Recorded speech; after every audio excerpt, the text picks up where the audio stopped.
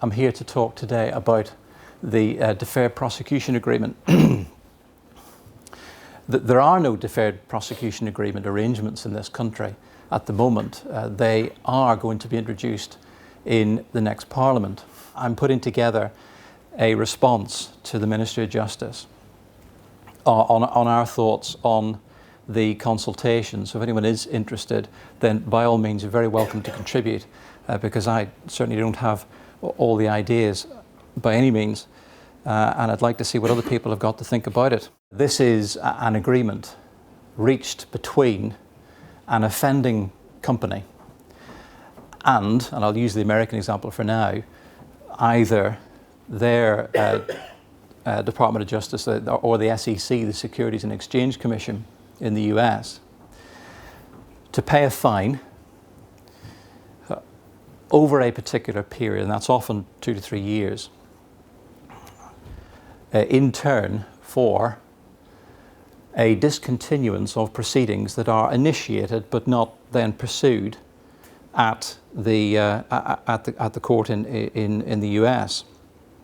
That agreement will then come with conditions, perhaps changes of governance, perhaps training of staff, perhaps removal of staff,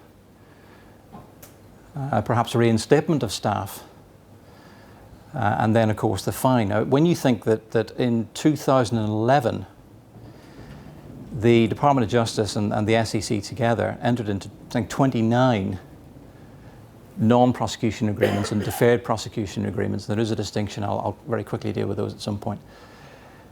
The average fine in each of those deferred or non-prosecution agreements was around $100 million.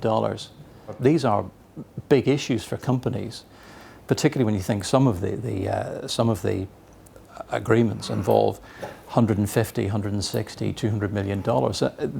The SEC and the DOJ in America are collecting billions from these agreements.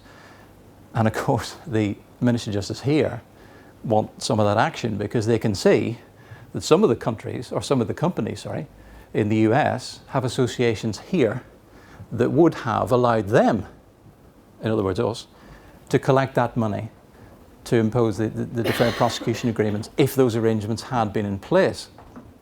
So what really is the main problem with the arrangements that we've got at the minute?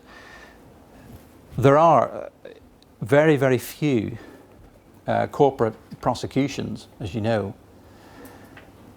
The problem is finding the directing mind. The problem is finding the directing will within the company to pursue individuals. Regulatory offences commonly result in large fines, but you don't tend to see individuals prosecuted.